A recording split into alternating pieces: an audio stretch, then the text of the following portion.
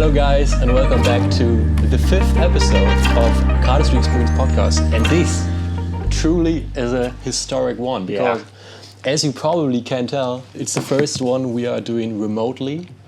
Sadly, because Mattis isn't here anymore. He's in another place, but he can tell us more about that soon. First up, we're very excited for this episode. We have some great stuff coming up. We have a little just news from the Cardistry scene. Virtuoso made a crazy comeback kind of, and we have a bunch of stuff to talk about. there was another event in Germany happening this month that I went to and you didn't, and we didn't really talk about that yet. So a bunch of interesting stuff actually. Right, yeah, there's a lot to go over. But first, let's hear how Mattis is doing, dude. Yeah. Tell us about where are you at, what's going on, and how are you, man? I'm good. It's everything is kind of weird, but it's also really exciting, and everything is good. I moved to the Netherlands actually. I just started my study of applied mathematics here in the Netherlands. Nick is not too happy with that, I think, but it is what it is. And actually, it's quite fun. So the study is really hard, and we already have the first few people dropping off the study, already quitting after 2 weeks. Like today is 2 weeks after I started. We have already the first few people who dropped out. A lot of people who think they are already behind on the stuff that we are doing, including me, maybe. But it will be fine, and it is okay. And it is actually fun to do that. Yeah, I moved to the Netherlands, to Enschede, to the University of Twente. Yeah, now I'm here, and I'm probably not even that much further away from Hamburg than I was before. But it feels different because I'm like in a different country. And so, yeah, this remote recording of the podcast is not even because I moved, but more like I also lived further away before, but we just did so much in every month over the summer that we just met each other so often that we were able to record these podcasts together before. Right. So that's also crazy. We just talked about it's the 5th episode. We've almost done that for half a year now. And during this 5 months, we always met each other and did so much together, so many different things also. It's crazy. Right, yeah, and I really hope that we will be able to continue with that. I still remember when you were in Hamburg and we were in the car driving to Blankenese, if anyone knows it, very nice neighborhood in Hamburg. And that is where we talked about doing the podcast, and where I said, hey, let's do this just monthly, and then we'll have enough to talk about. Yeah. Because I think more than monthly, it would be a bit difficult, because then you would run out of topics fast, and with us not living near to each other was kind of, a thing we're worried about. But now this has already been so fun. And yeah, as you said, the last for 4 times now, we have been able to do it in person. And actually this time we also almost would have done it in person, right? Yeah. Because maybe I can talk about that for a quick moment. I was supposed to be currently actually in France and do a solo hike across the French Alps from Geneva, Switzerland, all the way to Nice. And as you can tell, I'm not in the Alps right now, but at home, so that didn't quite work out as planned. But the fun thing is that when I was going back, because I was going back by train from Geneva, and I first went to Stuttgart, where I met Manuel. Then I was in Frankfurt, where I met Noe and some of and Lucas and a few people.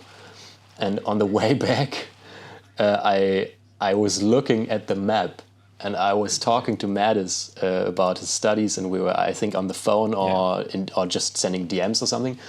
And then I was looking up where he actually studied, and from the spot where I was in at that time, Neuss, a small city, it was actually only like 3 hours by train.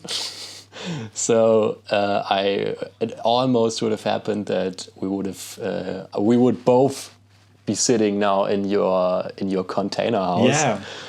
But unfortunately, we couldn't do it this time around. But maybe let's see. I think for the next time, it might as well be that I'll come over and we'll record it together. Yeah, that would be great for sure. You're always welcome. As you said in the container, that's also something I haven't told. I moved to the Netherlands. I moved to a container in the Netherlands. It's so hard to find a place to live here around this place.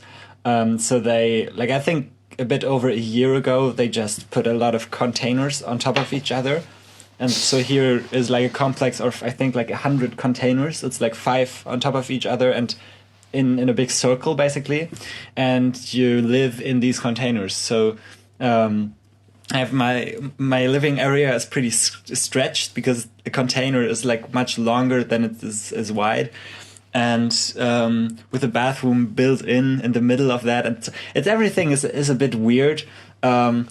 But at least I have some place to stay, and it is actually fine. At first I thought it would be much worse, but now I put my stuff here and everything got a bit more welcoming. It feels more like a home now, and that's pretty important. And so now it's okay, but still it's a container.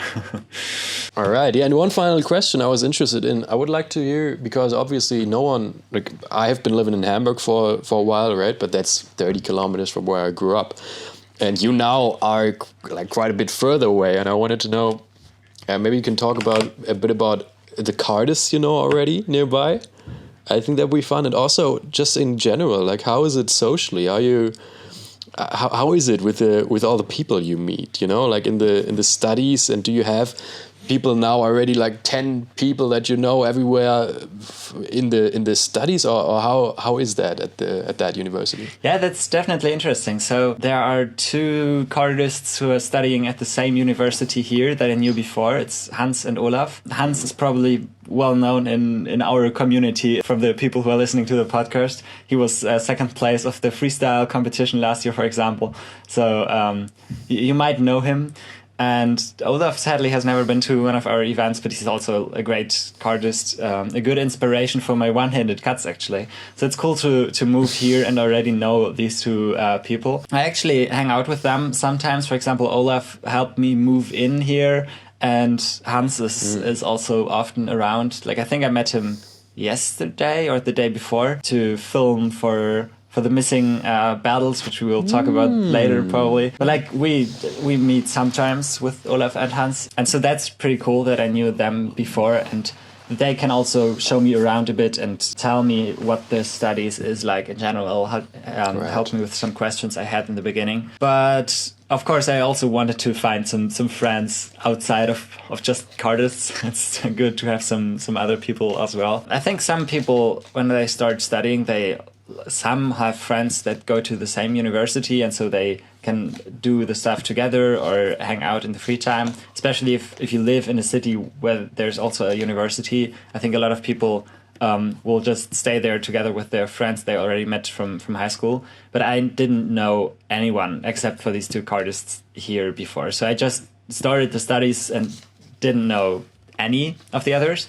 And also, I'm in a different country where they speak a different language. So it's also sometimes a bit weird because here are obviously a lot of Dutch people. And so if they want to talk to each other, they obviously start talking Dutch. But that is also a good thing in our studies, because I felt like in the kick-in, so in the introduction week for our studies, half of the people were internationals and half of the people were only Dutch. So English is really the common language, even when talking to each other. And of course, the studies is in English. So everything we talk to teachers is, of course, in English.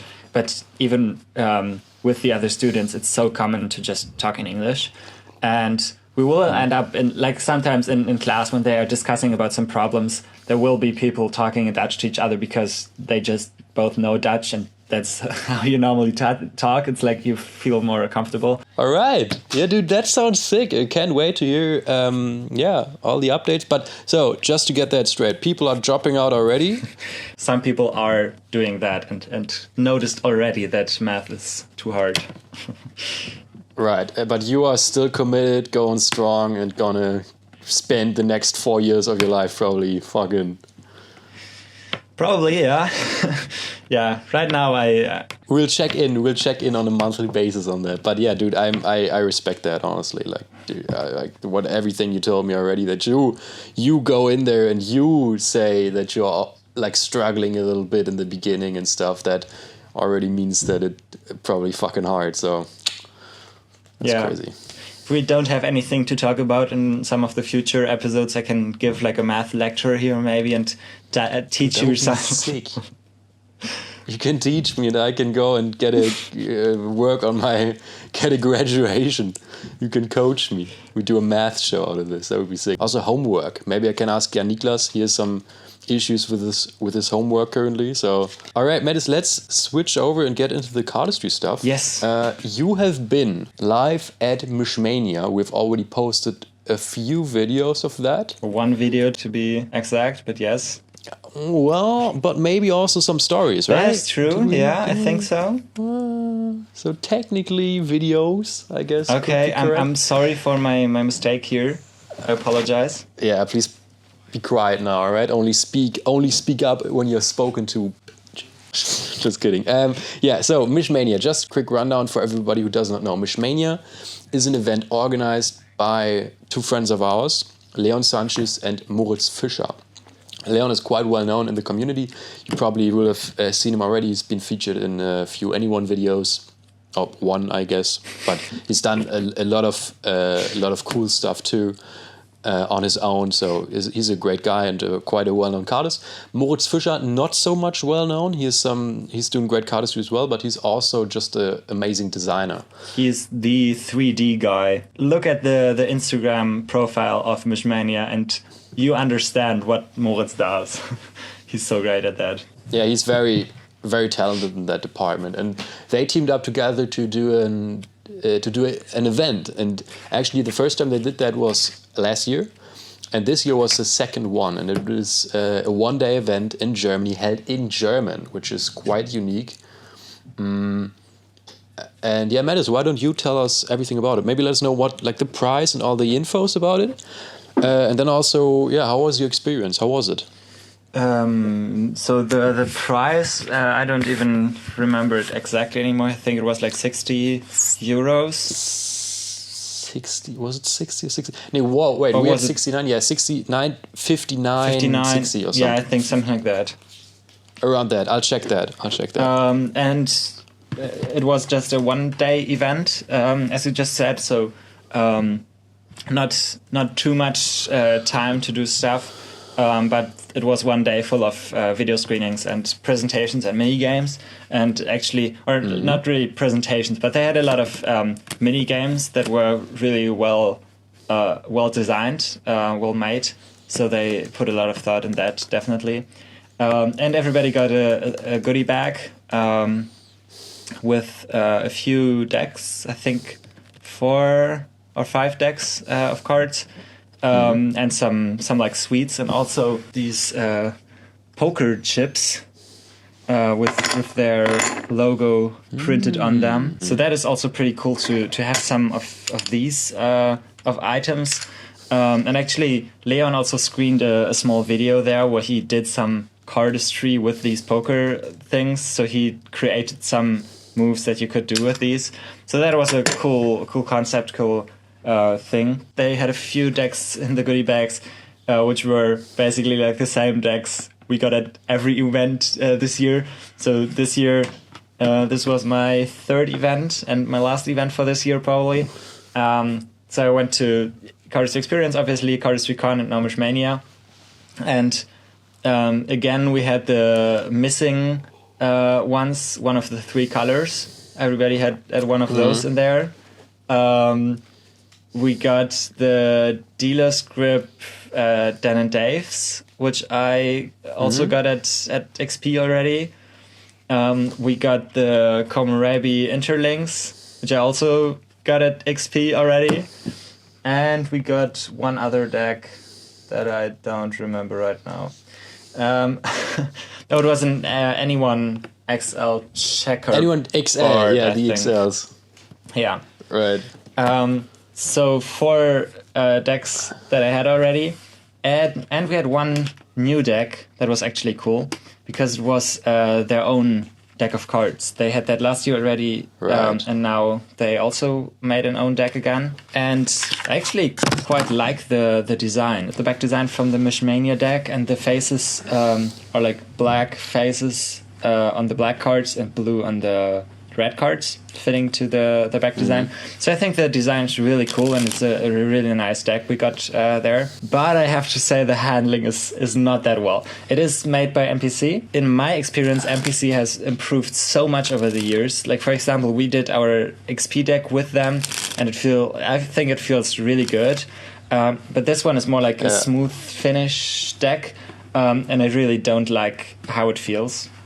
But that is just what I think about it. And as I said, the design is still amazing, and they did a really good job with that. So I still enjoy the deck. Funnily enough, I was able to try one in Stuttgart when I was with Manuel. Yeah. Because he was at Mischmania too. So, and I had seen the deck before. And I think the design is amazing. And like, honestly, I don't know how they fucked it up, the handling. I don't know what they did. Yeah. Reach out to us, we know how to do it. We did the XP ones, and they are also kind of smooth finish, but the second I touched them, I was like, fucking hell.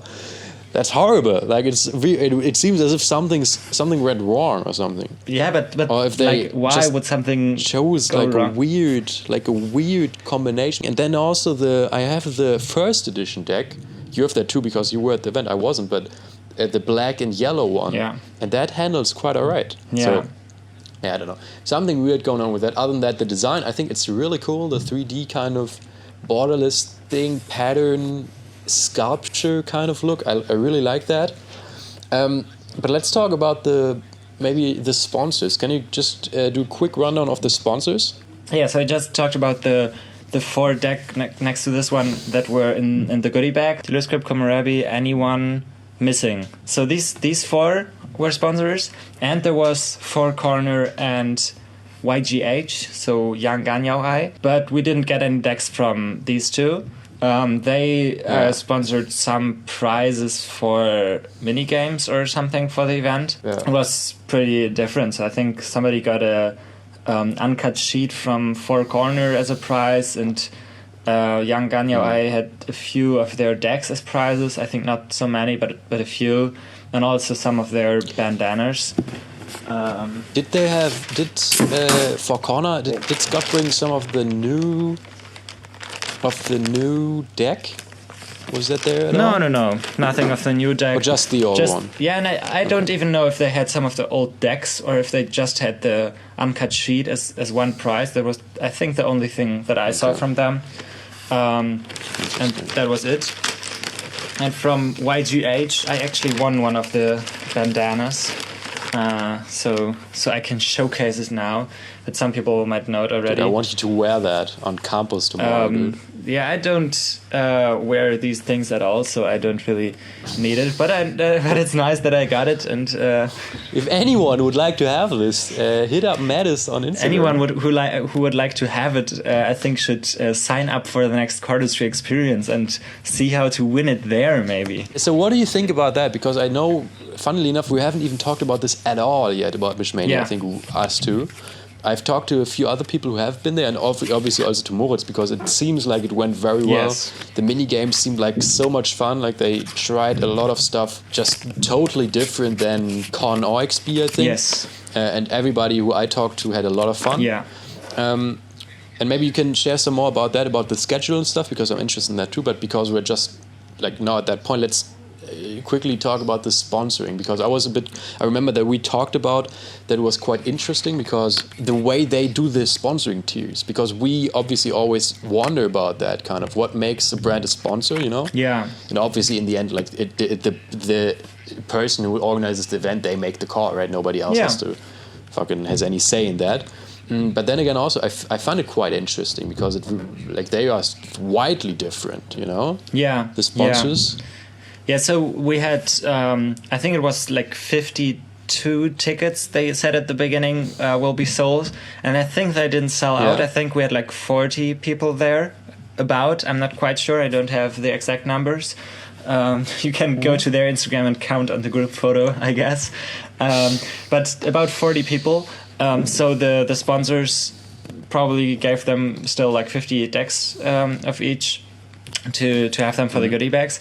And at a lot of mini games, you also won some of the Komorebi and some of the Anyone decks, so of the Exile checks and of the interlinks from Komorebi. So for example, I won this bandana, and I won one other mini game, and I think I got 2 of the Komorebi decks and 1 Anyone deck, but I had both of them in my goodie bag already, and I had them before the event already.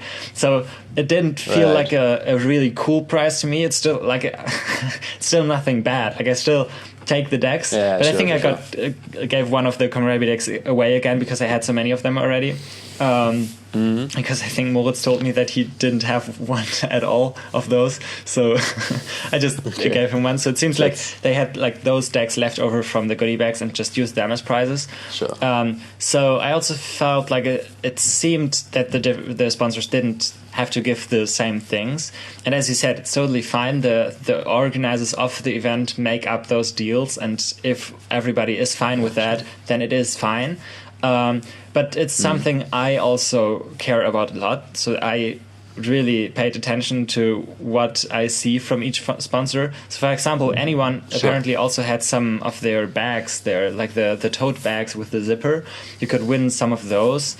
That was after I was gone because I had to go like an hour earlier. But still, they had some of those. And so it feels like some brands gave a lot for that, and some brands didn't give that much and still got the same spot on the poster on Instagram and on that stuff, so they still received the same thing for giving less.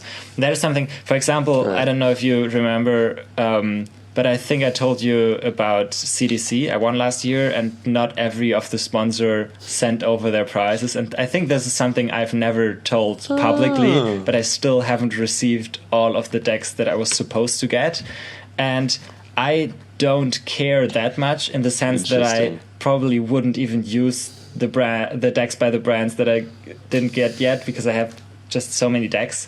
But I'm still kinda a bit mad about that, just because the sponsors are still on the Instagram post. The sponsors still got their name out, still got everything you get as a sponsor, but didn't give anything for that.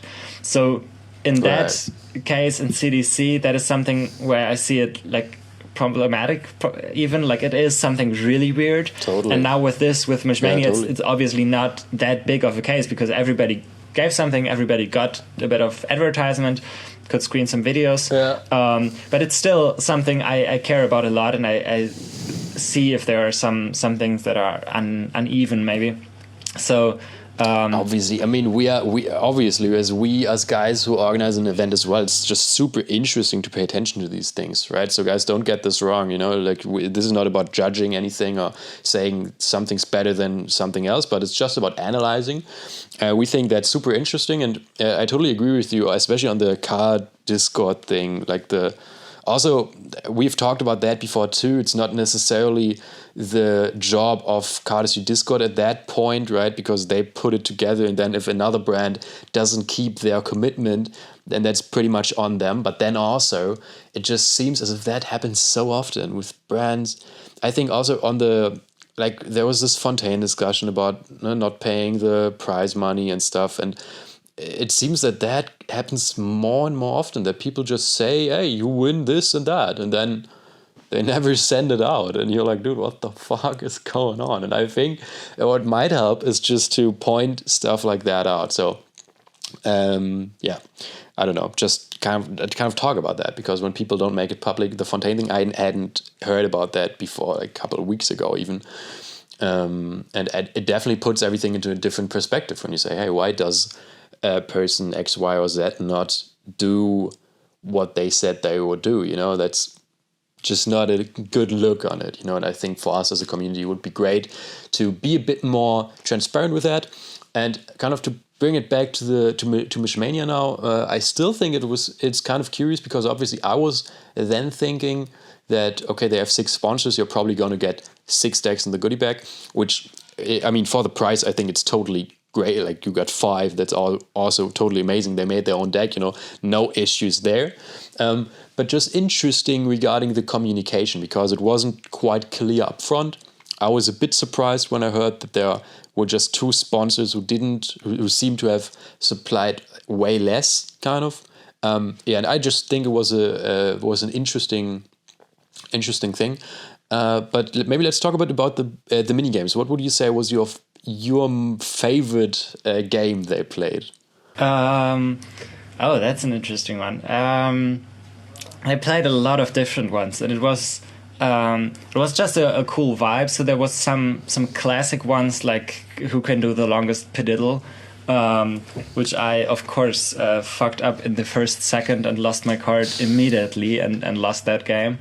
As always, when I'm on stage with trying to do Padiddle. Classic Mattis. Then sometimes it was just like to have something between the videos. So, for example, sometimes they would everybody was sitting there shuffling their cards in the meantime, and then Ben, who was the host of that, basically just said, okay, whoever can pull out the 3 of clubs first. And then everybody was searching in their deck, searching for the 3 of clubs, and the first one who could show that up would win something, which is a really funny idea, cool. Because it's just something, you don't need any skill or something for that. You just look through the deck, try to be lucky to see it fast, and then you win something.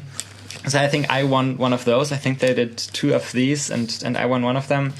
Then they had also some really different games. So, for example, they had a game they also played last year already, where they just ask questions about cardistry, and then they have 4 answers, and everybody will hold up a card. And so one answer is spades, one answer is clubs, one answer is hearts, one answer is diamonds. And so if I think diamonds is correct, I hold up a diamonds card, and everybody who didn't get the right answer has to sit down. And so you go question by question, and whoever gets the furthest can answer the most questions, who's still standing in the end.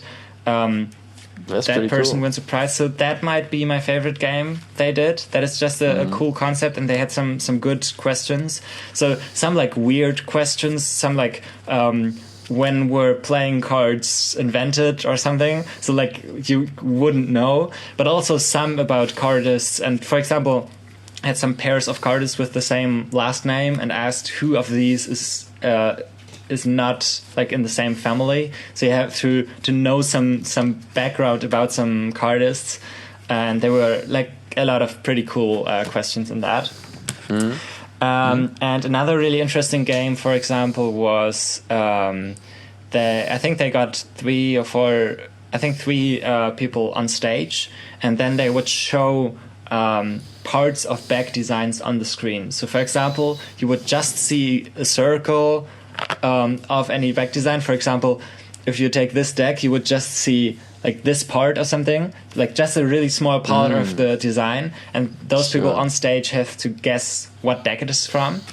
And that was also really interesting. So Philip easily won that game, but he lost in the round where they pulled up a part of the aviator design, even though he had an aviator deck in his hand in the moment. He lost that round. He was a bit embarrassed afterwards. That was really funny to see. But he guessed some other decks that I didn't know at all. Like I didn't guess them. It was crazy.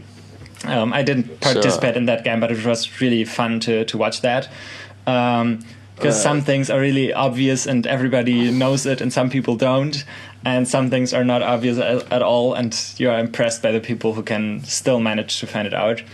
So they had all kinds of games, and it was really interesting to see all of that. But I think the one where you have to guess which of the 4 answers is right, I think that was probably my favorite. Oh, and one right, and I saw Huh? Hey, you can go first. I saw maybe it would be funny if it's the same one. No, probably not. But one that I saw was where they stacked the cards. Yes. So they also one photo of Noe where he kind of like put cards. What was it? The goal was to stack as many cards as you could on your face or something? Yeah. So Noe was actually really good at that. He got first or second place in that one. I don't quite remember.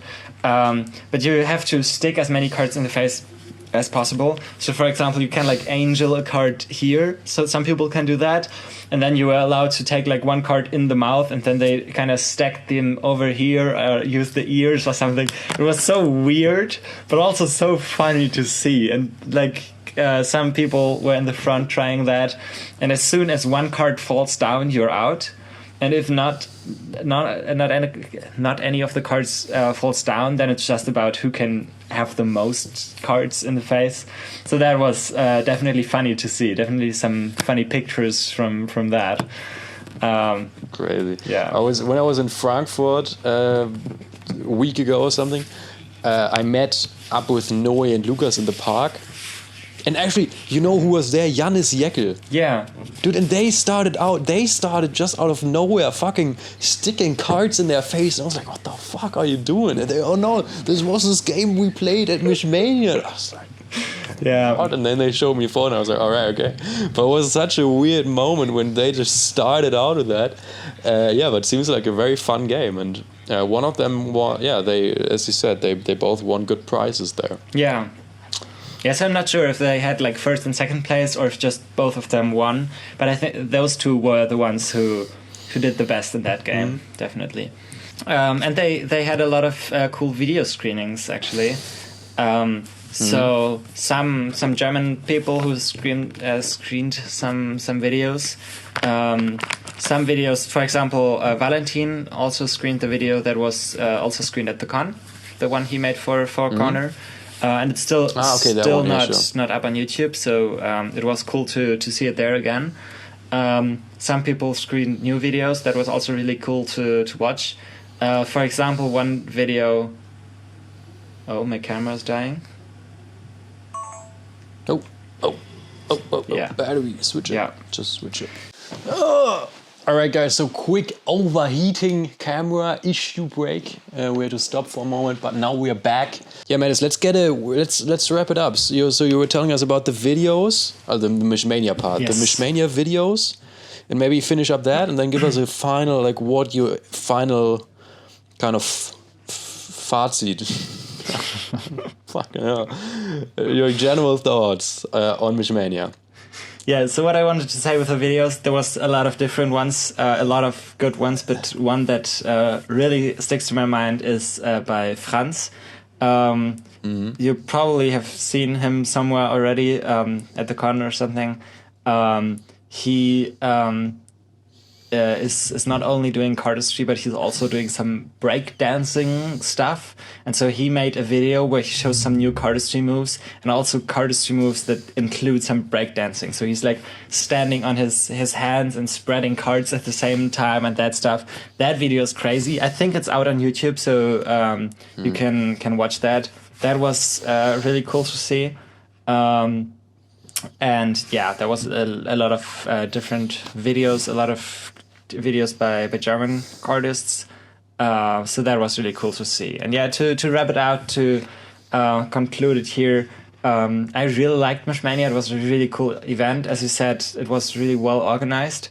There's one funny story that I should tell about that, because if you would ask Leon how it went, he might tell you something different. Because actually in the night before the event, his computer kind of crashed, and so he couldn't use his computer for the event. And they had all the files for all of the games on his computer. They didn't save that in any drive or something. I think he sent it to... a mistake. Yeah, he sent it to Moritz on WeTransfer, but the link expired already. So there was no way for them to get to the files. And so in the night before the event, Leon would just sit on another computer and recreate all of the slides, all of the games, and just work through the night and get all of the stuff ready again. Everything from memory, what you just remembered they had. And I think there was one game that they couldn't play because it required too much stuff on PowerPoint, and they didn't have that anymore. But that is crazy that Leon pulled that off and got everything back together, and the event still, like, I would have not noticed that if they didn't tell me that. So that was crazy, and the event was well organized. It's a bit sad that it was only one day. I mean, like for me, with the timing, it was in the middle of the kick-in that I talked about earlier on this podcast. So I didn't have that much time. So for me, I couldn't have arranged more time for that. But in general, it's cool to just have more time to hang out for a longer time, to meet up longer, especially if you pay money for events. It's cool to have as long as possible to do stuff. There was a pre-jam the day before, so I was also there in the evening, so you were able to get together to meet the others, but there wasn't like an event going on the other days. So that is like the thing I disliked the most, probably, that it wasn't much longer, but the rest of it was pretty cool. And as you said, it was in German, so it was a more closed events, more people just because it was just the German community. But for example, Owen was there. Owen, I don't know how good his German is. I think he's even studying in German, but he doesn't speak German fluently, and so he was speaking to everybody in English. But he was the only person who would talk in English, I think. But then he had some people, if he didn't understand something, he had some people who helped him translate. So I think Tim was sitting next to him and translated some stuff for him. So it was still fine for him, but it's still not really a recommended event for people who don't speak German at all. So that is something you have to keep in mind. But also having the event in German gave them some new possibilities. So for example, Ben was the host of the event, and when the event started, he came in rapping some music on some German beat, like on a German song, but with own lyrics in German that he made up that was about Cardistry and Mischmania. So that was really funny. Ben did a really good job on that, or on the whole thing. So that was really good, and that for that it helped that the event was held in German. So yeah, it was a good event. That's what I wanted to say about it. Yes. Exciting. Yeah, I'm excited to see where they go with this. I mean, it's so cool that they did now 2 already, and I really hope that they do increase it to 2 days at some point. I mean, as we have said many times before, for us, we have noticed in our organization of our events that it doesn't really make much of a difference, obviously financially, sure. But other than that, it's not quite as hard as, like it is for us, it was a logical thing to go to 3 days at some point.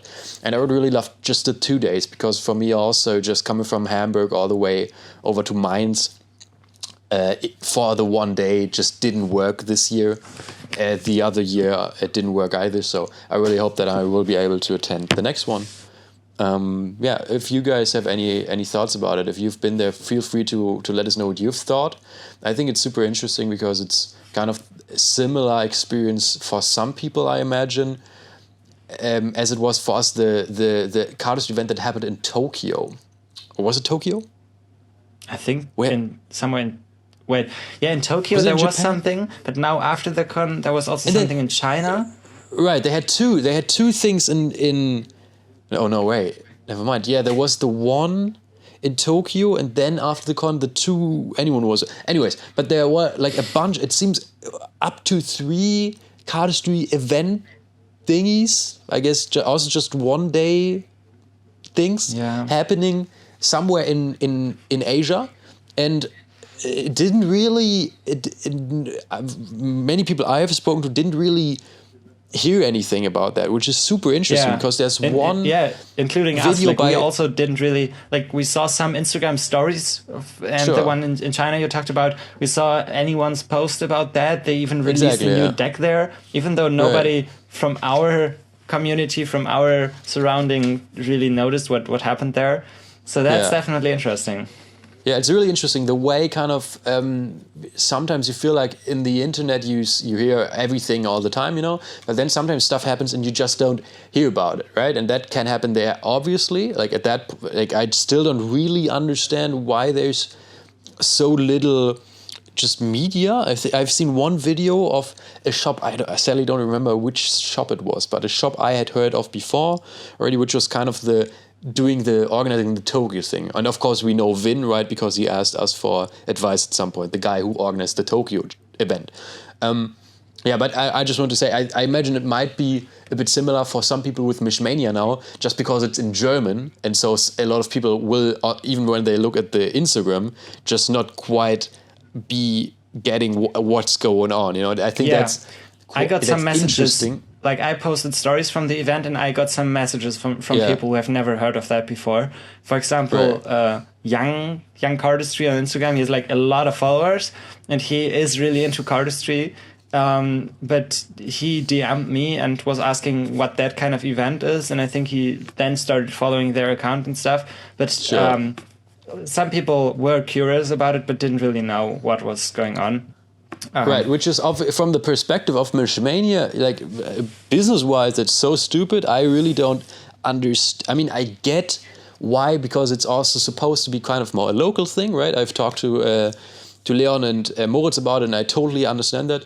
But then also, I just wish, also with the events in Asia and stuff, I just wish that people would do a bit more of an effort just to tell the people about it, you know, like the way I always didn't like how on so many websites, also of these big brands and stuff, they don't ever have any text or just so little text. Why don't they have like some text regarding a deck design from 8 years ago where they say, oh yeah, this is like, I would love it if Dealer's Group had a kind of a text about the stripe deck, right, where they say and they tell the story about it and stuff, right? Because when you now look at it, you see, oh, they have a bunch of decks, but people now coming into the community, they are not able to kind of grasp the entire story behind it, you know? Yeah, and I think the stripe deck is not even listed on the site. I think they have listed all their decks except for that one.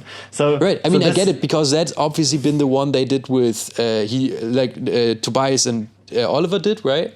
Can you move your microphone a little bit of your, because it kind of makes like it that? Perfect. Thank you. Yes? Yeah, perfect. Okay. Yeah. And yeah, and now it's just a bit frustrating always, because I think I especially would love to know as much as I could about all of these events. And with the German event, I just understand just fine, obviously, because I'm German, and I can just ask the guys because I know them. But I do quite understand also why, like, how, you know, I would just wish that there were more, was more information about everything. And if all these people that do cool things, for example, Caleb does this Midwest Cardistry Jam in America, right? He's done that a couple times already, I think. And with that, at least you kind of see, always he posts a few pictures and stuff. Yeah, I don't know. I really, but it's just cool to see that they did the event, and it seems as if that might happen more often, you know, these small events, as I said, Caleb with his Midwest Cardistry Jam, Mischmania in Germany, the events in Asia going on. I'm excited to see if that is a viable option, because obviously it will be even more difficult for those projects possibly to earn, to just break even, right, than other events. So it will mostly be just non-profit thing. So yeah, but it would be great if they are all able to keep that going, you know, if we could all get a bit more kind of I guess self-sufficient from Cardistry Conf, right, from hopefully it is in my continent this year, but if you know, oh, there's events going on in America, like local events, I think that's a very cool kind of thing happening in the community currently. And I just would wish that everybody pays a bit more attention to kind of letting all the other people in the community know, right? Because we're already few enough as it is. So, yeah. Yeah, great. I mean, that's cool. And maybe should we transition now into kind of our new category? Or do you have anything other to add to that? No. Do you want to start with some Cardistry news here? Right, so we wanted to kind of hopefully make this a regular thing. I will see and try and see if we can get a little bit of a jingle going on for the next one. I think that would be super fun. And we wanted to have a little segment just talking about news in the cardistry space, especially because this month there's been quite a bit of stuff going on. And also just gossip a little bit, right? So quick disclaimer for that. For us, it is a kind of a difficult situation, because obviously we as an event, we work with so many different cardistry brands, you know, and I feel like because there are just so little people creating content in the cardistry scene. For us it's always a bit difficult, because obviously probably the most clever thing we could do is just be quiet about a lot of stuff, because if we say the wrong thing, then some person people might take it out of context or stuff, and I don't know, it could end up for someone saying, oh no, I don't want to work with these people, right? That is a thing that's kind of happening. But for myself, and we decided kind of to not really pay attention to that too much, because I feel like having just some honest conversation as we're having right now is just super valuable. And so please keep that in mind if we talk about any brand that we are working with or have been working with in the past. It's not about, again, not about evaluating, not about putting anyone down or up or whatever. It's just for us, to kind of discuss what has been going on, and also just share some honest personal opinions, right? So I would really hope that, just be able to kind of separate that from XP, the event, the institution, and just Mattis and Nick having a chat, all right? So I think the most interesting thing for me has been the quite unexpected return of Virtuoso. So, I mean, so I don't know how many of our listeners have seen the Flourish magazine from Biz. I unfortunately don't have it here right now, but it's this very great magazine. I didn't got it yet. I ordered it, right. And then there was something wrong with the shipment, and I DM'd Biz, and I think he now sent a new one, but it's not here yet, so also can't show it.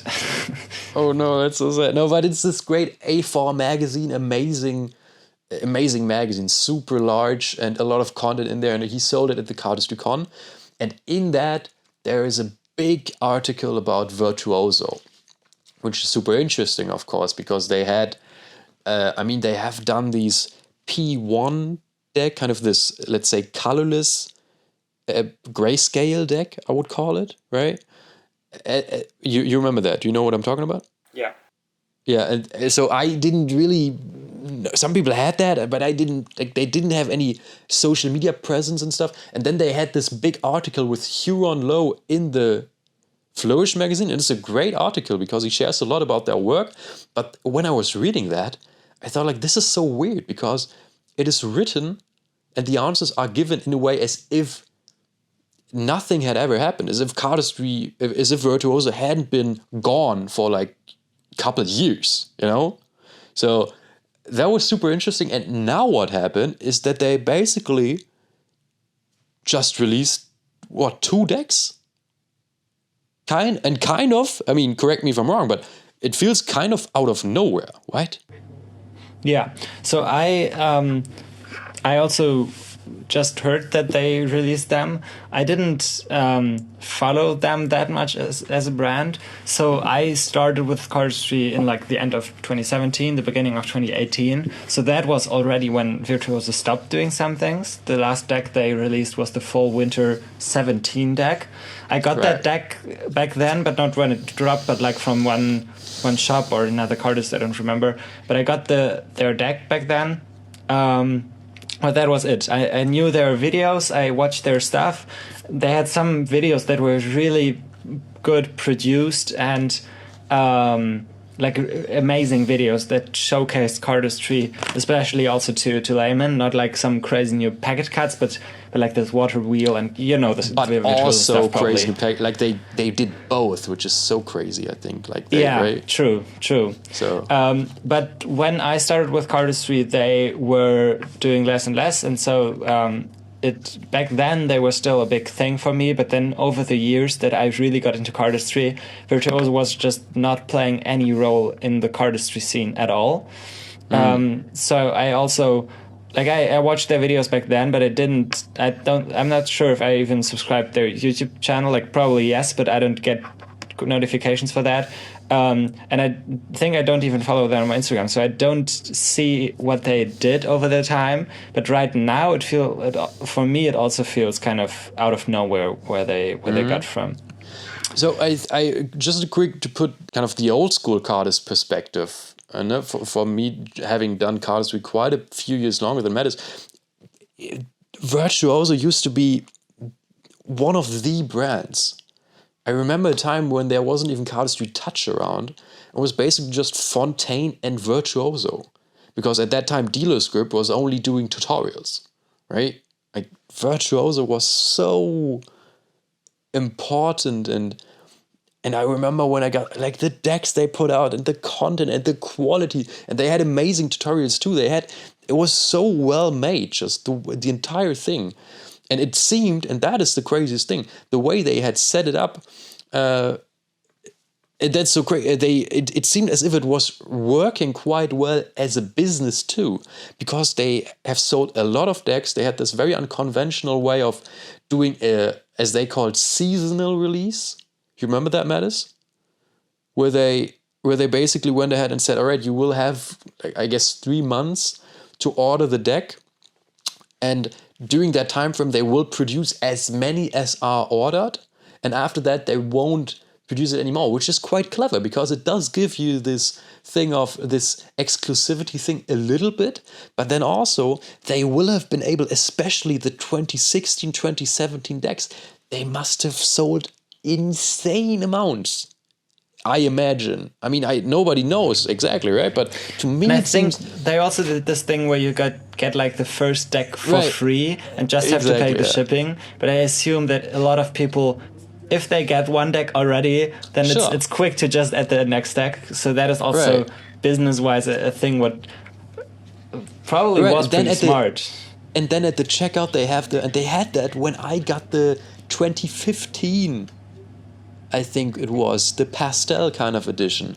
I bought 6 of those back in the day, and back then already they had the thing when you were in the checkout, they were saying, hey, you can buy this tutorial bundle. And as I said, I learned the Pharaoh Shuffle from them, perfect Pharaoh Shuffle. They had the behind the back flicker shot. They had amazing, and the tutorials were very well made, amazing quality. I learned a lot from those because I bought them back in the day. But then I went through, and so they kind of upsold you, you know, which is a super effective strategy to make sales, but then also it was just a great product, you know. But then when I went into the checkout, they basically are selling the exact same tutorials still. So it is the exact same model kind of as years ago, only that they haven't released the deck publicly since 2017. So they had just to, except for the P1 that was like in between. So the way I understand, also I was just looking at the Instagram, but then they posted a bit in 2020. But the last big deck release they had was 2017. After that, they kind of just went off the face of the earth. And then they did during 2020 in July, I think they posted these P1, the black and white deck. But I don't remember that being up for public sale at any time. I think I had heard that people got like emails and were able to buy it like with a code or something. Okay, yeah, I'm not sure. I mean, honestly, at that point, I'm not sure either. But the thing is, just the entire thing is just quite weird because, I mean, now they are back and they have posted a bunch of Instagram content. I'm just scrolling through it right now, and they have the deck. The shop is open. It is quite a different design, right? Like they have the pink thing, and they have a version with black borders. And to be honest, I'm not a big fan of it because it kind of seems. I mean, it kind of looks like the 2017 deck with like a pink square in it, and then black and white borders. Like it's. To me, it really breaks a little bit with the... I think the faces are really different from the 2017 one. They might be similar to the P1 deck. Yeah. I'm not sure about that. But I think they are pretty cool. But as you said, in general, it doesn't feel that new and that crazy that they released this. It just feels like like another version of the 2017 deck. And for me that also doesn't feel like a big comeback. Where like when they posted, I think in 2020, they said, "Oh yeah, our first phase is now over, and now we're moving to the P phase, and now we release the P1, and everything will be different." But the design still looks like the old things, which is nothing bad. The old designs, if you look at the 5 decks they made back then. The back design is a cool design. I like that. It is cool for cardistry, but it is nothing new. The first release was 2013, if I'm right. So this design has been around in cardistry for 10 years now. So back then they could advertise and show cardistry with a bicycle deck and cardistry with the Virtuoso deck and show that it looks much cooler with that deck. But nowadays we have seen that for 10 years already. So I think it's a good thing that all of the other brands are moving on and keep doing new designs. And sometimes the new designs are trash and we don't like them. But at least they are continuing and doing some new stuff. And people already give anyone some hate if they do the fifth checkerboard design with new colors or something, but Virtuoso after 10 years is still doing the basically the same back design. So I'm definitely not a big fan of that. I was a big fan at the beginning when I started with cardistry of Virtuoso, of their videos, of everything they produced. That was crazy to see for me. That was just high quality content. And if they would continue doing more of that again, that would be great. That would cool to see them there again. But like this, it kind of feels weird. It doesn't feel right to just have this release out of nowhere. No big, great video up. No, I don't know. It just doesn't feel that right for me. Right, I totally agree. It does feel quite a bit off because also everybody kind of Kevin obviously has dropped out of the team at like long time ago already, right? But then there are these other guys, Darren, who was Darren and Huron, who were the other quite well-known guys. But then there's also Jeremy, and I can't quite remember the name of the fifth guy, but there were 5 people on the team for them, right?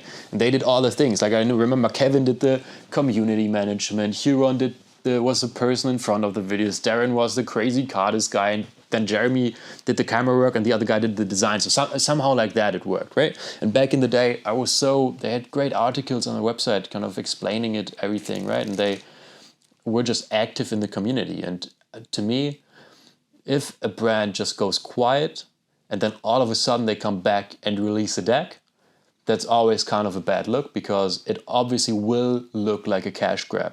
That's just how it is, It's just, there's nothing personal about it. And Fontaine has done the same thing, kind of, right? Like they've been quiet for about 6 months, and then all of a sudden there's one Instagram post, right? And a deck release, or 2 in that regard, with the missing collab and then the Amethyst deck also. So, but even to give credit where credit is due, I think in this, looking at it from this angle, I think Zach did it even a bit better because he at least kind of addressed the situation, right? He at least explained kind of what has been going on. With Virtuoso, you just told who was doing what kind of work. I didn't know it that much, but I knew that there's a team, and in the video you would see different cardists. Now I have no idea who is behind Virtuoso. Exactly. I heard from some people that Huron DM'd them, like some people got sent decks. I heard that Huron did that, but besides that, I've never heard any of those names who were in the Virtuoso team back in the day. I don't know who it is nowadays. So that's something Zach is showing. Zach had a team and they all left, and we know that, but we know that it's Zach behind that. And when Zach is addressing something personal, then he also posts a video where he himself is doing some cardistry. So that is pretty cool. And Virtuoso, they also, at some point, they had a video from Elliot, or they now had like an unboxing video or something, but we don't really know who exactly is behind that, who is doing what, who maybe dropped out of the team. So definitely I agree that Zach, it's a different situation what Zach did than this one. Yeah, I think and it would have been so easy for many, like that is what I will probably never understand. Why the hell cardistry brands are so bad at communicating. I mean, I understand that this idea is probably this of being super... wait, I have a fucking hair in my mouth. Fuck no.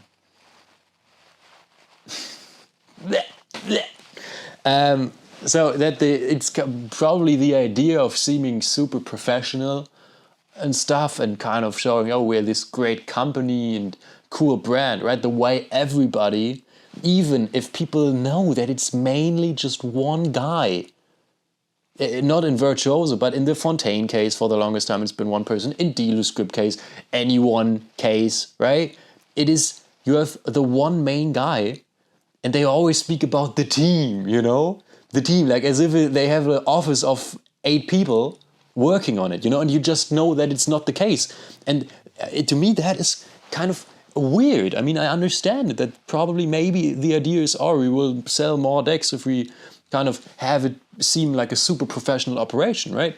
And it takes nothing away from the fact that many of these brands and people are putting out super high quality content and products as well. But to me, I just don't understand why no one really goes ahead and just, yeah, I don't know. I mean, they all have a newsletter, right? They all want people to sign up to their fucking newsletters, right? So why not just send it out every month and let people know what's going on, you know? Like, it's not that hard, honestly. You know, but right now it seems as if there's so many brands, and everybody talked about that at Cardistry already as well. And it's kind of the same record spun again and again. And I really hope that, because so many people have been talking about this and realizing this, that we will get to the point where hopefully some of this changes. But just to say it again, right now there's so many brands just selling products, selling decks, and then selling another deck, and then selling another deck, and then maybe selling like 3 decks at once in a box, right? And after that, sell another deck, you know? And, you know, it's come to a point where even now, having one of the greatest brands, one of the oldest, most prestigious brands, right? We don't have a lot of these. We don't have a lot of virtuosos in the community. We have a bunch of brands who've never gotten to that point, who have small up-and-coming brands, you know? We have obviously the, like Fontaine, anyone, DeluScript and stuff. We have Missing coming up now. But these old brands that go way back, we don't have a lot of these. And that they just come back in such a just unpersonal way. Just, hey, here's a deck. Why don't you go ahead and buy it? You know, and to me, that really doesn't show that they have kind of gone with the times, you know. And I don't know, that makes me so sad, because I really am still a big fan of the guys. Whenever I see them, whenever I see a video with Huron in it, when I read the interview, that was so cool. That was so nice. But that they don't take the time to explain what's happening. That made me so sad. Also about the Cardistry Touch thing. You know, they're just gone. You know, they just got rid of the website, and now it's not there anymore. But they've never said, right? Don't say bye. Right? Don't say, hey, we are gone, by the way, or for Virtuoso, hey, by the way, we are back. This is what's happening. Yeah. And you know, Dimitri did this video for the art I've thing. seen that yesterday. There was, yeah, but that came out like 1 month ago, 2 months, no, probably a bit more. But it came out in this year, but they never talked about that on Instagram. Like, as you said, it would be so cool if he would say, okay, that's it for Touch, if that is the case, and not just stop. But also with these videos, he could just say, okay, yeah, I'm moving away from this business, I will stop it. But I made this project, look at this. Some things like that would be so cool to just hear. And we don't know what exactly is happening to Touch, because he's not talking about it. We just assume that the business has stopped because the website is gone and stuff. Maybe he's also surprising us with a new design, new way of doing stuff. We don't know. Imagine Touch coming back like in a year or so, just with a new deck. It would be so crazy. Imagine Touch coming back in 5 years, but just with a new deck. That's what. Dude, but to be honest, the chance of that happening is probably higher than the chance of them putting out a video where they just talk about what's happening. Like judging from everything else that's happening. And again, I just want to say this again. This is coming from a place of, let's say love, for lack of a better word. Like, Cardistry is a great community. These brands have done great things. Cardistry Touch too, right? The way the videos they did. I remember, I don't know if you remember this, but they had this amazing video for, obviously, the welcome video, their first kind of performance video where they showed the swivel box. But then for the Kickstarter, they had a video. Dude, my camera has stopped for the third time already now. The video will be all over the place. Right now it's only audio. I've heard your camera stop as well, dude. This is an issue. Anyways, I will just keep camera talking. is on. I just had to restart at one point. Yeah, mine's just now off for a couple. Anyways. So now you see me full screen here. So they had this video where they were kind of, it was like an edit, but they were telling, so they were walking, it was like a scripted video, but they were just talking to the camera about the deck. Do you remember that? I think I remember it. I'm not quite sure, but I think I... Right. Yeah. I think I've seen that. It was like 5 minutes, and they were just kind of talking about it, and they were walking through the factory and showing stuff, and it was kind of entertaining and nice, and that was so cool because it was personal, and this personal touch has been lost for like so long ago in this community. I feel like there's so few brands. Like whenever you get the chance to go to an event, you will be able to catch Oliver and maybe talk to Tobias for a minute, right? But just it will always be difficult because there are so many other people who always obviously want to do that too. So it never feels as if you're really getting a personal connection. And that is the great thing about the internet. Not only that you are able to sell products through it, but also that you're able to reach a lot of people. And it feels like, a lot of these cardistry brands have kind of forgotten about that idea, that it's first and foremost about a community, and secondly then about if you want, just do a product and sell it to these guys, right? But to me right now, the motivation to go out and buy a new deck of cards is at an all-time low, just because of the fact that there is so much being put out and that there's less and less of a personal attachment to any of these brands. Yeah. And maybe that's enough for this topic, but that's actually a good transition to the next theme we want to talk about. Because one brand who is now setting up something more for the community they have been selling a lot of decks in the past already, but they always had some great videos. And now they actually came up with a competition. We are now talking about the missing battles. So there was... never really somebody who claimed to be like the Cardistry World Championships or something, but there was always a big competition in each year, I feel like. So we had the CCC, the Cardistry Con Championship, which for the last time happened in 2019, so before COVID. Then we had the Fontaine Trials in 2020, 2021, and 2022. And this year we had first the Lotus in Hand singles. I think it started December last year and ended in January this year. Or no, it was over a few months. It ended sometime this year. And now we have the Missing Battles, which is another big competition. And it is about to start now. So now is the time when you are able to submit your entries. I'm not exactly sure when this podcast will be up, but probably before the people from round one will be announced. So the format for this competition works that everybody will submit one move as an entry, and then the top 8, I believe, will get into the round one. And then in round 1 you have to post 2 moves. In round 2 you have to post 3 moves, and in round 3, which is the final, you have to post 4 moves.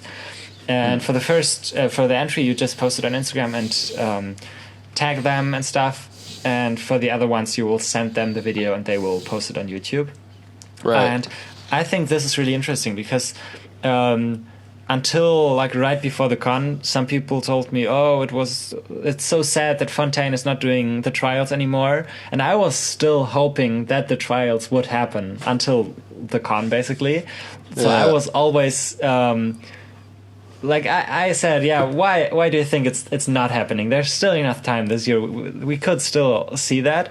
But now with Fontaine saying that they... you probably saw the Fontaine post. It makes sense that they don't do the Fontaine trials this year.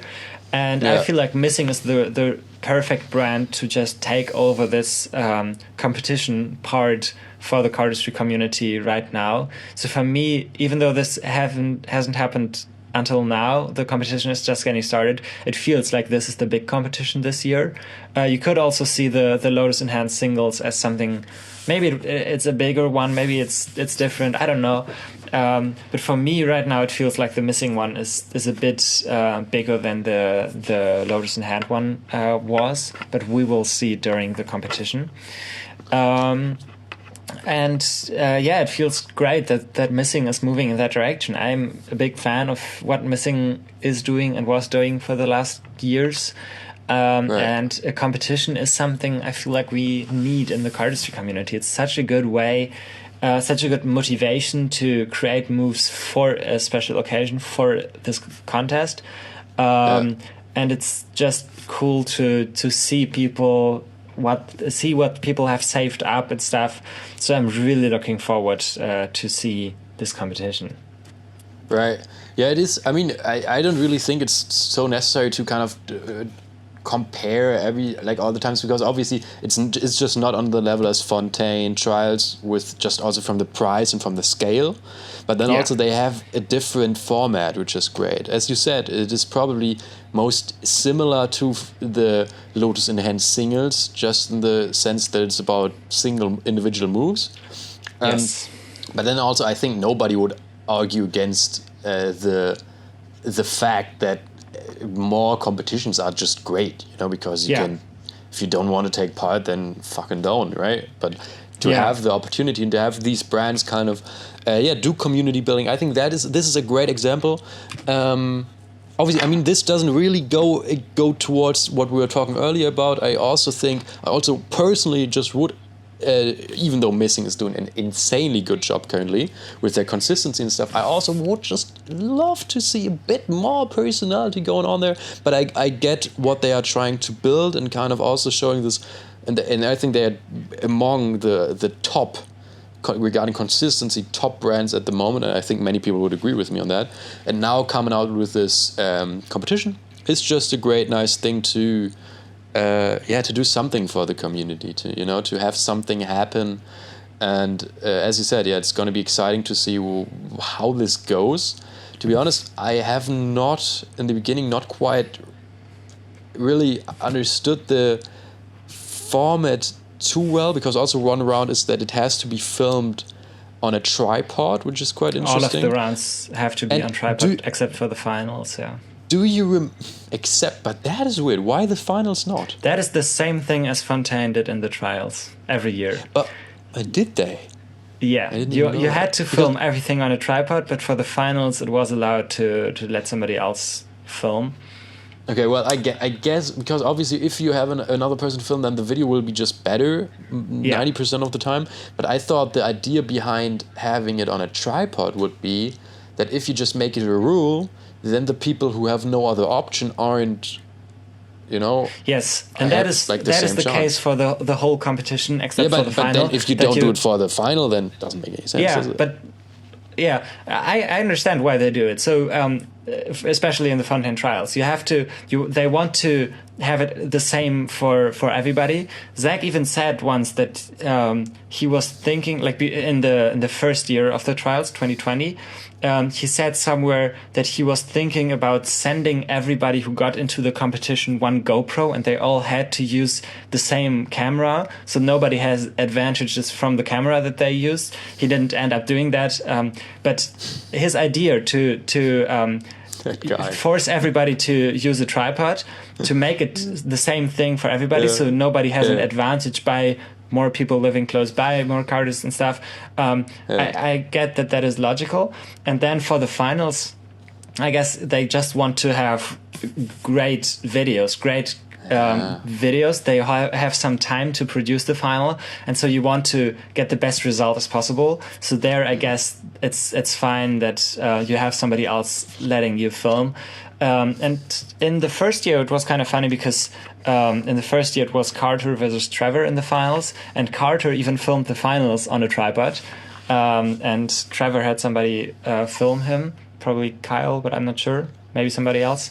So Carter is really good at like moving around and interacting with a tripod. And you really see that in the finals video. So for him, it even made sense to use that in the finals. But he lost, so maybe it's also because of the camera movement. We don't know. But for me, it makes sense to have that. But in the missing battles, you're right. I think you also only have like 1 week to submit the final video. So it will be hard to actually film a good video in that time. So it might have been better to also use a tripod for that one. I'm not sure, but I think in general, I would understand. I mean, I get it, and also if Fontaine does it, then obviously it's approved, right? But I don't know. I didn't know that. I would have thought, to me, it seems like just go either way or the other. You know, if you have a rule, then make it for the entire thing. But anyways, I'm super excited to see how this is gonna go. Also because it will be over. It is September 15th now. And October, I'm just looking at this. Battle premieres October 15th, the final round, and champion announced October 17th. So in just about a month, it'll be over. And I think that's super cool that they do it fast, you know. It's not too long. And I might actually be following along for that one. That's crazy. Let's see if I end up doing it. Because as only Mattis probably knows, I have never seen the Fontaine trials. I don't know. I don't know. At the times these were released, I just wasn't too much in the watching moves, and whenever also. But that is what I'm interested in with these individual moves. It will be easier to consume, right? But because I remember when we were on the Germany tour, for which we've made the recap video, you guys were looking at it, at the videos of the Fontaine trials in the train.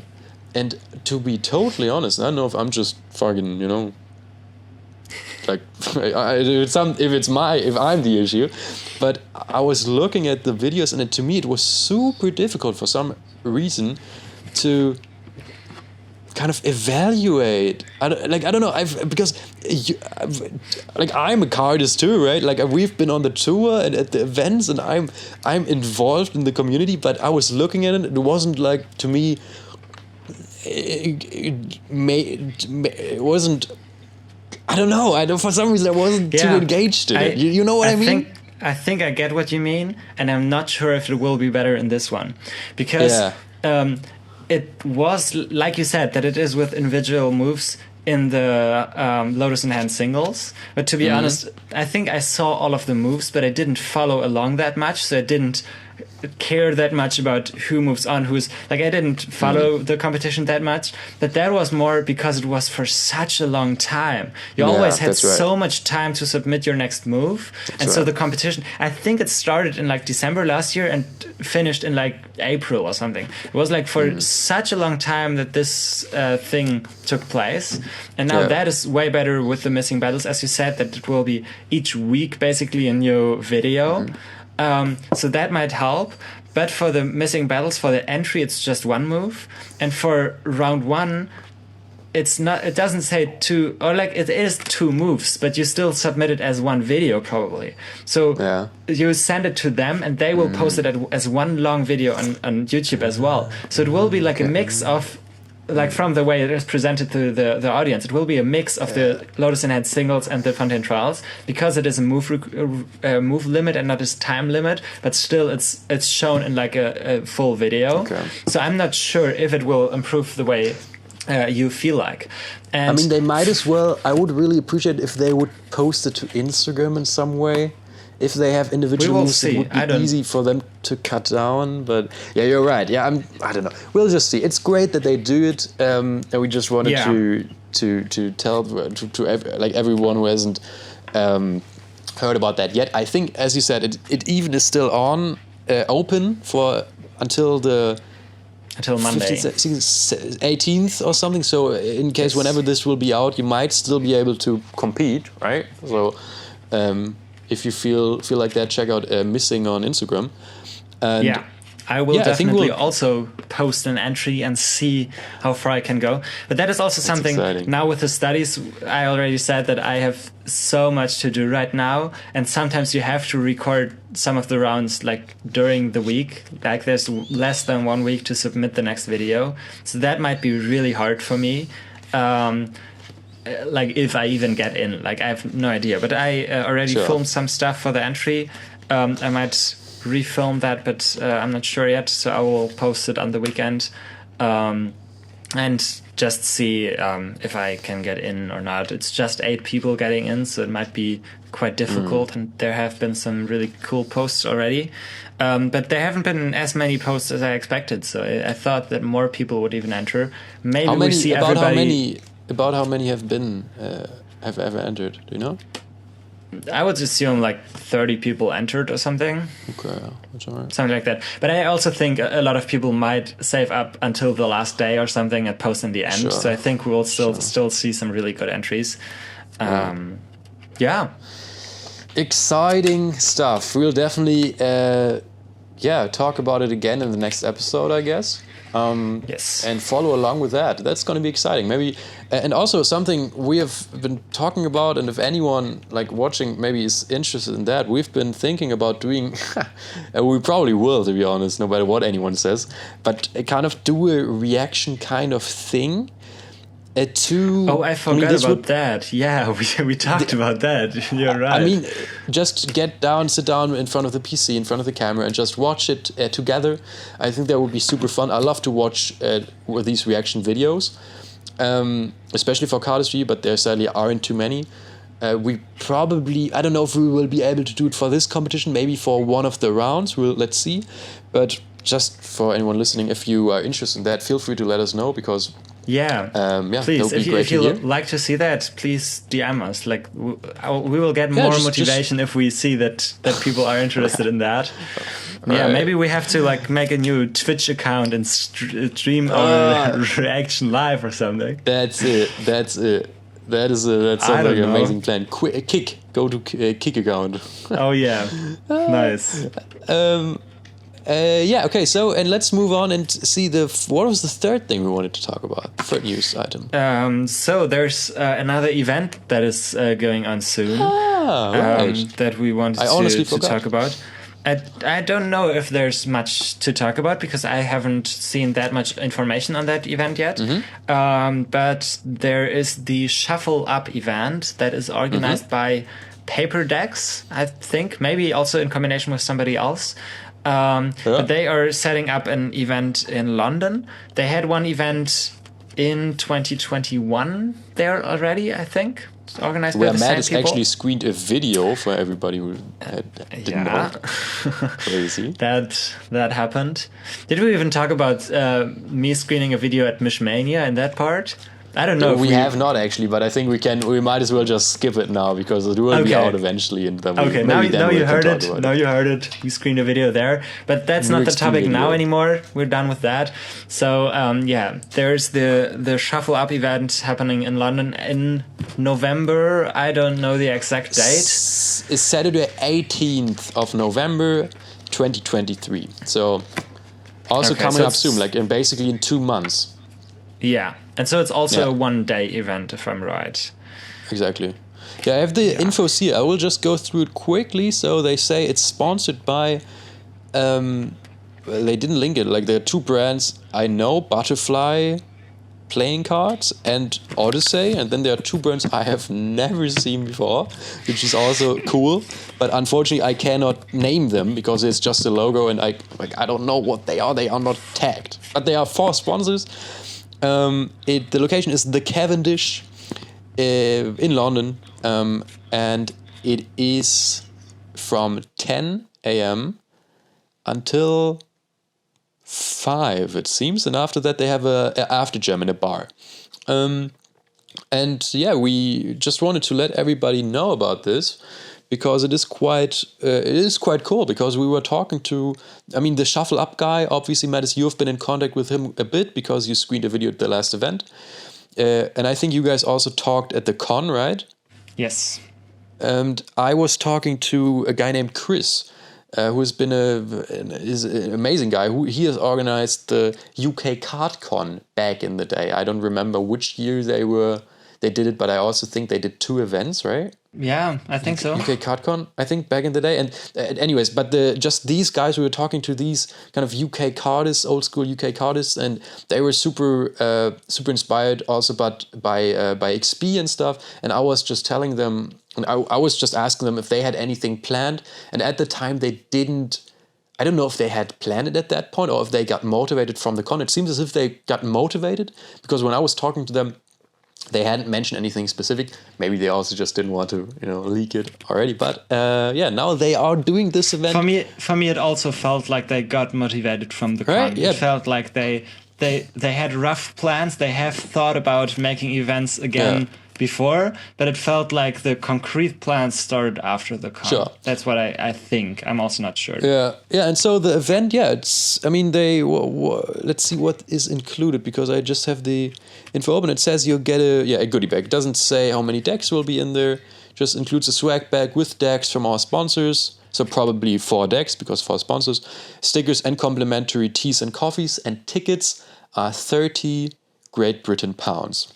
Which is quite a fair price. That is quite a bit less than, for example, for Mischmania, right? Mischmania was about 60 euros, I think. But also, we don't really. I've not been to the last event, just my video screen Sure. there. So I also don't know how these events are. Like, I don't know how much games they play, how many videos they screen, what they have to offer for you. So it will be a cool meetup with other people for sure. But if you compare prices for events, you also always has to take these things in account. And Mischmania, I really saw a lot of effort in the games they played. So if Shuffle Up is able to pull off a similar thing and do a lot of fun stuff, do a lot of games and cool videos, then it's definitely a really good price. And if it's just a jam where you just get the goodie bag and that's it and nothing happens, then it's probably still a cool price to have the goodie bag, and it's probably still fair. But yeah, I'm really excited to hear more from that. Hopefully they will do like a cool recap video and we will see some stories from that. Yeah, it's, as you said before, it's cool that events are happening all over the world and people try to reach their own community more, their own people from the same country probably, mostly. So it's cool to see that happen, and I'm excited to hear more from that. Definitely. So tickets are available on paperdecks.com. Definitely check that out if you're interested. We will most likely not be able to be there, but it's going to be exciting to kind of watch from the outside. And maybe, I mean, I just had the thought that if like we should see, maybe we can get like a little, maybe we can interview one of these guys at some point. I don't know. Like, would be cool to get an inside perspective. Let us know if you guys are planning to go to that event. Yeah, we're super excited about seeing how that goes. And I think that is about it, right? For our new segment. Yeah, let us know what you think about this. Again, everything we say, take it with a grain of salt. This is not about putting anyone down. Also, something I wanted to add about where we were talking earlier about a bunch of people, about Touch, about Virtuoso and some of the other brands also, just to put it out there for the off chance that anyone of these, especially the Virtuoso guys, sees this or like somehow gets this info. I think we would be super down, just in general also, I'm just thinking about it, to have like guests at some point on this, right?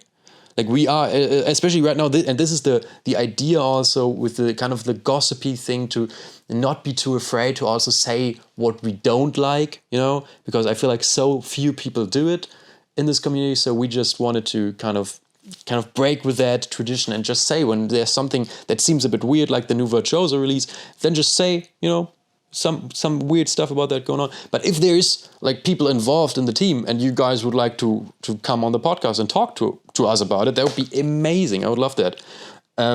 Yeah, just to put that out there again. And one final thing I have to add, because it has been a big controversy.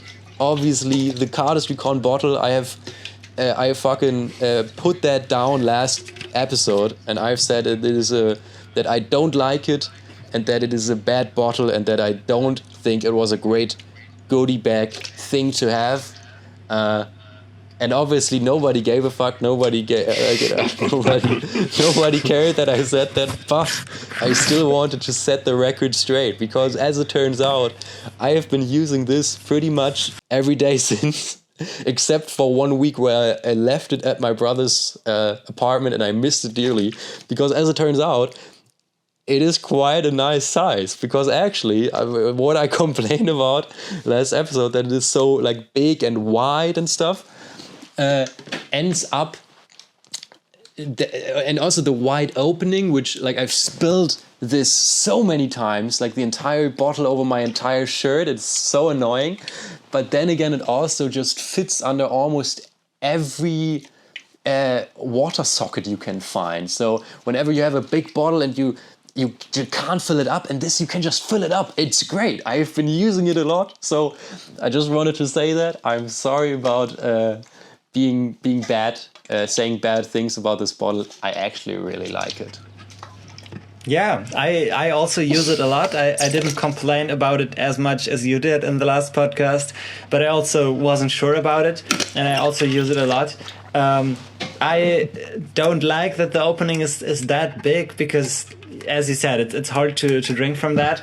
But I take this one to university basically every single day and use it a lot. So yeah, shout out Cardistry for giving us such a great product. It's a great bottle. Thanks, Dan. Thanks, Dave.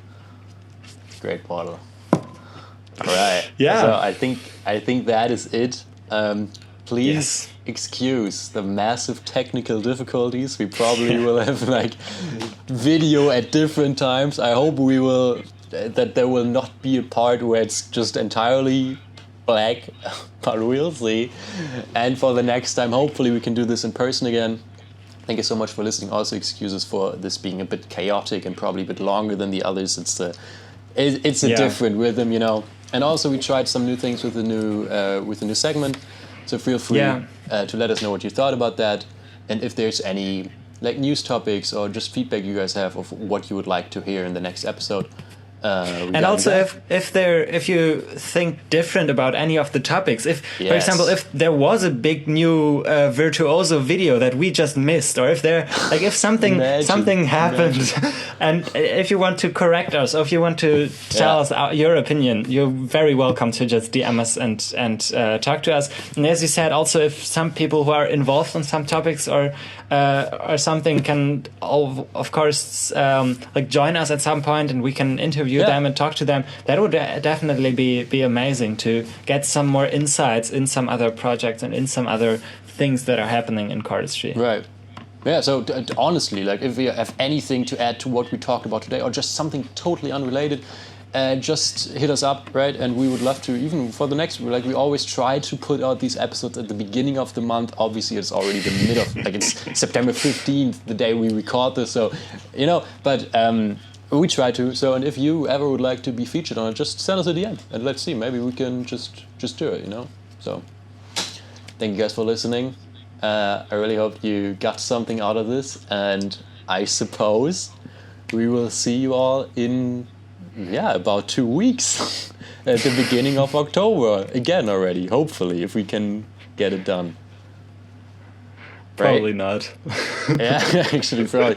But if you want to come over to record it in person, then we have to find the right time slot to do that. Next one, but sometime in October, definitely. Yeah, for sure. All right, Mattis, this has been a pleasure. Thank you so much, and that's it for me. Any last words? Actually, not. I don't have any last words. Do you have any? I don't have any. I think we will just stop it right here without any last words. If you have any last words for us, DM us. Also, check out, I think super few people seem to listen to this on Spotify, which is very funny, I think, because that means that people will like look at the video where nothing happens kind of for an hour or something, because everybody just watches this on YouTube. But if you listen to this on Spotify, you can scroll down and we will have a little question thing where you can put in text, and like give a feedback or something. We're testing out that feature. It seems very cool, so feel free to try that. And also, even if you're not on Spotify, if you've listened this far and you've gotten something out of this podcast, feel free to go over to Spotify and give us a rating. That would be amazing, like a star rating. If you could give us 5 stars, that would be amazing, because that just helps to push the algorithm and maybe show the podcast to new people. So that would be amazing. That has been. And if you're on YouTube, then you can always like and subscribe, of course. Very important. But most importantly, comment or DM us or something. We would really like to get some more feedback on this. And yeah, with that, that's it for this month, basically, right? That's it.